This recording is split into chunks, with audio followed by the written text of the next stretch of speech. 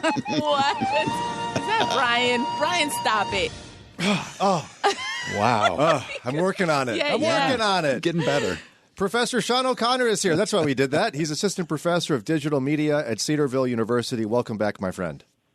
Good morning. What an honor. Thank you very much. See, we were ready for you. All movies and drama. We got lots of questions. So I know that the nomination for the Oscars that's coming up happened this week. There's a couple questions Brian got, but I want to start with Encanto. I was surprised that it was actually nominated because there's a rumor going around that it wasn't even on the list. No, it got nominated for animated film, best musical score, and then best song was kind of weird because the Bruno song didn't get nominated, but another one did. Madrigal. They probably listened. They listened to me. That's what it was. Which song was it, Sean? Yeah, go ahead. It's called Dos Oruguitas. It's the one that happens near the end of the film, like the flashback to her family. That song got nominated. Yeah, Bruno. Yeah, they need that was to really stop it. Yeah, I think what people forget is that like when movies are nominated for these awards, it's because the studios like do the paperwork to get them nominated for things and eligible for the categories and put, campaigning them for people that are actually voting for these awards. And what Disney did was campaigned that song without realizing how big of a hit the Bruno song was going to be. Otherwise, I feel that would have been in contention. But okay, so that just begs the question then. For those who don't know, because it is a bit odd and mysterious, sure. So you mentioned the studios fill out paperwork for nominations.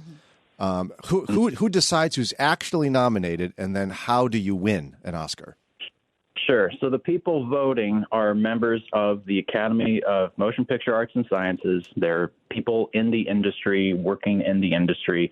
The Academy has been doing a lot more efforts the last couple of years to get more diverse and who's a part of that, because that's been a point of contention for a number of years.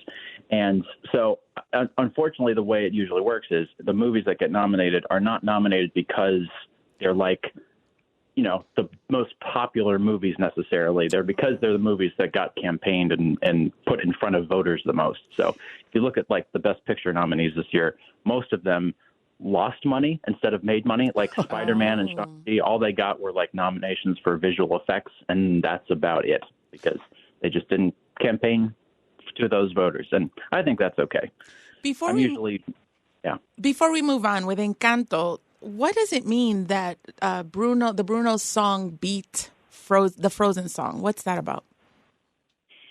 I don't know. I guess it's one of those things where it just catches on with families. I remember when Encanto came out at the end of November, and like I saw it in the theater, but I really didn't hear people like word of mouth talking about it until maybe last month because it was available on Disney Plus, and I think it's more accessible for families now, rather than a lot of families going to the theater to see something like that. So I think it's same with when Frozen came out. Immediately it wasn't a huge hit, but I think word of mouth made it a big hit. And I think that's a big factor, and then social media and just communicating with other friends and family. Hey, you got to go see this movie. I think that's a big factor in how these films get so popular. Yeah. So what's your pick for who's probably going to win the Best Picture this year?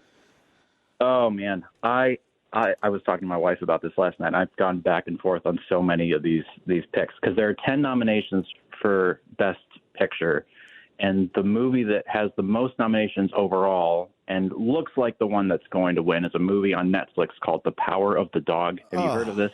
Oh, yes, he's been talking Sean. about it. Yeah. Okay. Yeah. So my wife and I, we tried to watch this. Not only were there no dogs in the first hour, which is a little surprising. There's lots of horses. Yeah. But I was so bored. We had to stop. Same. We committed for like an hour. Ron, you too? Yeah, I don't think we even made it an hour. And I love Benedict Cumberbatch. Me too. He's Dr. Strange, for goodness sakes. Mm-hmm. Yep. Yeah. My only hesitation for it winning that award is that it is pretty slow and it is pretty dark. It's darker than any recent Best Picture winners would be. But I mean, it is an interesting movie and character study. The title of the film comes from Psalm 22, I believe. It kind of refers to this idea, the harshness of the main character and his tormenting of his family and how the family is dealing with that. And it's an interesting movie. I don't know how often I'd watch it again, but did you make it all the way through? Right. I did. I actually saw it in the theater. I like to see certain Netflix movies in the theater before they come on the streaming service. So does it get better? I'm glad I did. Yeah. I think when I watch a movie in the theater rather than at home on TV, I notice things about what's in the shot and sounds and things like that you sometimes I don't pick up on. And usually, if it's done well, that enhances the experience for me. But I guess I'm looking for different things in a movie than most other people are. Well, I would have taken a $10 nap in the theater, I'll tell you that, if I would have gone to see Power of the Dog. You predicted Power of the Dog would probably win Best Picture. But if you were in charge and you were dictator of all Oscars, what would you pick as the film of the year? Okay, so I'm very biased in this, but my favorite movie of last year, and it was nominated for Best Picture and a bunch of other awards, was Dune. Did you see Dune? I saw Dune. Yeah. And that's not going to win anything other than like some of the technical awards because it's a sci-fi movie that's like part 1 of 2, and those never win Best Picture other than like Lord of the Rings, 20 years ago.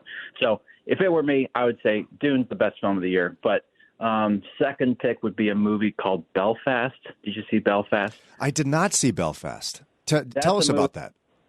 I should have talked about that on the show a couple months ago when it came out.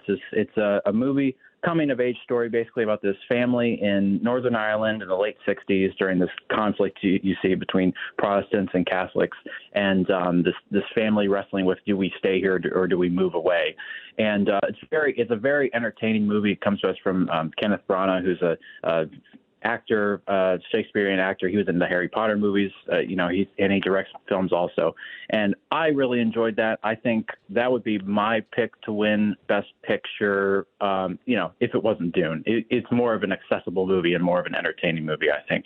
And I think actually for listeners who are looking to see, a story about that deals with religion and how it's portrayed and how a family kind of lives that out in the midst of a conflict like that, I think it's worth a watch. One other movie that's nominated that we did talk about on the show, King Richard. You remember this? Oh, yes. Will Smith. That got nominated. He got nominated. He's probably going to win Best Actor, and I would be totally upset. Finally, wasn't he upset because he's never gotten one? I'm sorry, that's just between us. Wasn't he mad about that? Okay, so finally.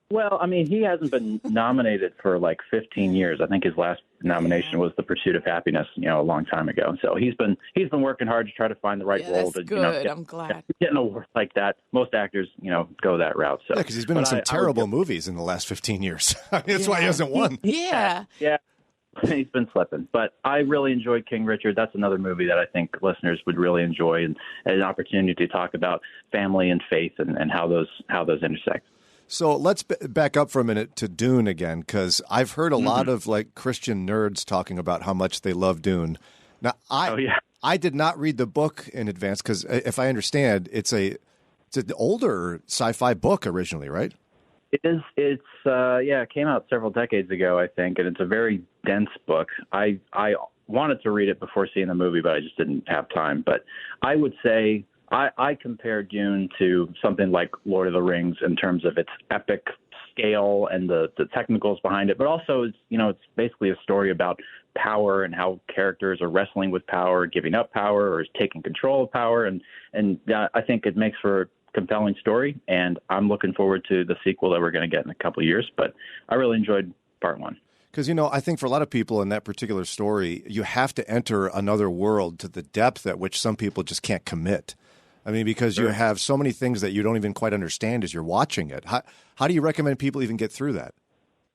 I mean, I didn't have a problem with it. I think the movie communicates. I mean, it's kind of a quick movie. It's 2.5 hours, and there's a lot of things to get into. But I think it does a good job of balancing how much do we explain to the audience via dialogue and actually explaining it versus visually showing it. That's a balancing act that every movie has to do, and some don't do it well. I would say most don't. But I think there's enough of a visual experience there to get you immersed in where you are and who the characters, even though you might not know much about them, you still see the struggle and the conflict that they're encountering. So I really enjoyed that, and I look forward to seeing it again.